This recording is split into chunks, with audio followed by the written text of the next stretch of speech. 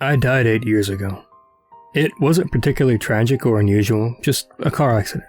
I don't blame the man who hit me. He was speeding because his wife was in labor, and there was black ice on the road. He lost control of the car, and I lost my life. It's not his fault. I know that. I'm not cruel. I'm not vengeful. If anything, I'm the opposite. You see, I don't have any family left, and I had lost my few friends around that time. When it was time for my funeral, the only people who came was my boss and the family who killed me. The wife held her newborn daughter close to her chest. I hated my boss, and the cemetery was awfully lonely, so I followed the family home. Lily may as well have been my own flesh and blood. She was sweet and bright and oh so very small. She had trouble sleeping if someone wasn't rocking her crib, and her parents were so tired. After they put her down, it was easy for me to rock her crib. I didn't get tired. I could help her. As the years passed, Jack and Laura realized they weren't alone in the house. It didn't take long for them to make the connection between my funeral and when I showed up. And I'd never been malevolent, so they weren't angry or afraid. They started to burn candles on the anniversary of my death. They left an empty chair for meals and holidays, and I really felt like a member of the family. Someone is trying to force the door. It's Lori's ex. He's obsessive, he's angry, he's gonna hurt the family. My family. See, the thing about ghosts is the more offerings you get, the stronger you become. I've been enjoying candles, trinkets, and even the occasional food items for the past 5 years. I was strong from that. The knife feels warm in my hand, a shock of heat against the ice of my skin. Lori, Jack, and Lily are my family. I care about them, and they're not gonna join me yet. I was 24 when the love of my life died. She had been my first love, and I had been hers. We met in college. It was a whirlwind romance filled with beautiful memories, laughter, and the kind of sex you can only dream of. When she died, she left a life unfinished, dreams that would never be fulfilled. She left her friends and family behind, and she left me broken. I had been traveling, so it had been a few weeks since the last time I'd seen her, the last time I'd kissed her, smelt her hair, or felt her skin on mine.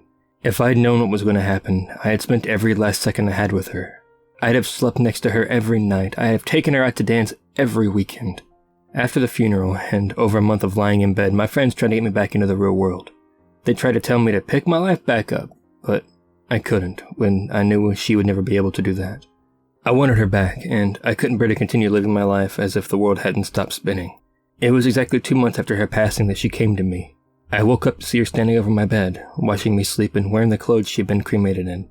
It was startling, to say the least. Why are you wet? I'm still unsure why this was the first thing I asked her, but I was half asleep, and at the moment the fact that she was dripping puddles on my carpet seemed the oddest thing about the scenario. She smiled back at me. You're always so silly. She moved toward me, practically leaning over the bed. Can I sit down? I nodded, eyes wide and staring intently into hers. I tried to find anything, an indication that it wasn't her, but the beautiful blue I had fallen in love with every single day for 2 years stared back at me. How are you? You're dead? Yes, I am. Am I dreaming? She laughed at that gorgeous little laugh. Of course you are, Will. And I hate to paraphrase Harry Potter, she smiled. It had always been her favorite franchise. But just because it's happening inside your head doesn't mean it isn't real.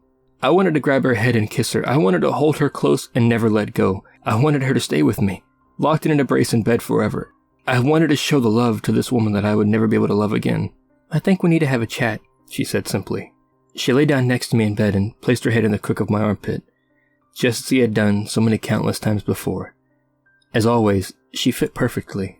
I love you, Will.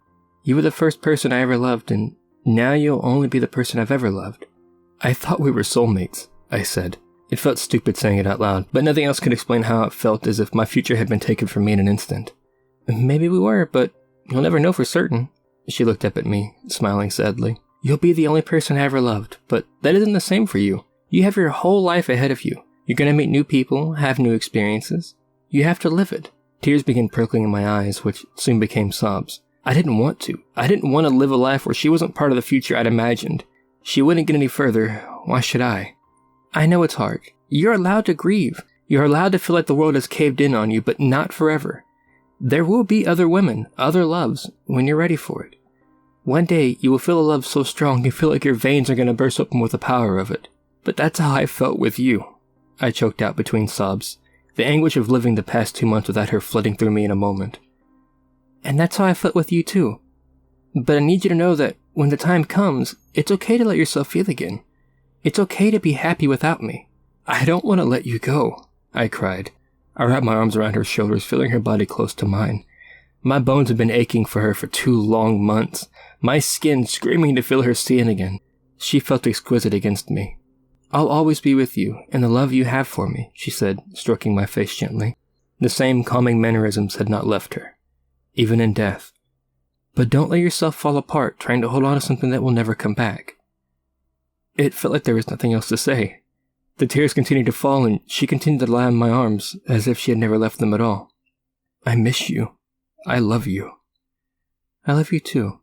It's time to let the pain of loving me go. I understood now why she was here.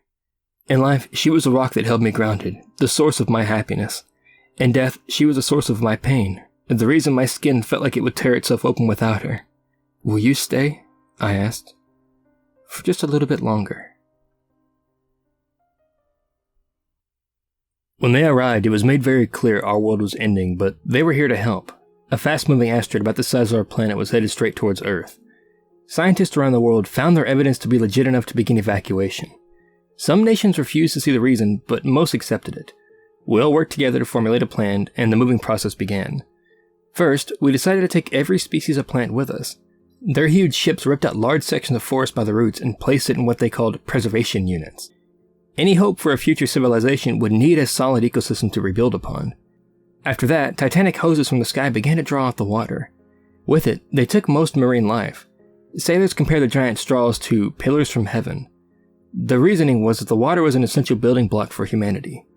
Next, we helped them collect all the birds and insects. Surely a few were missed, but the night sounded awfully quiet after that. Everyone eagerly awaited the return of their comforting sound once boarded. The animals were surprisingly hard to round up. Many had a hard time temporarily parting with their beloved pets, but we all agreed that that was a necessary part of our world that needed to be preserved. Seeing the cats, dogs, rhinos, and giraffes levitate into the dome like ships was very surreal. And then it was our turn. Droves of people flooded into the streets, beaches, and fields with families and friends nearby. We were all so eager to see the next solar system we would call home. With faces turned up to the birdless skies, we waited. And we waited. The sky remained empty and indifferent. Some prepared food for the gathering masses, but eventually our supply started to dwindle. We tried to go back to a somewhat normal, if not hesitant to routine. It didn't work with an empty planet. What was left of society crumbled soon after that. Hunger was bad, but the thirst was enough to drive anyone mad. That's when the cannibalism started. The lack of an asteroid went completely unnoticed by those that are still sane. The last ones to die were the answer to the question, why didn't they take us?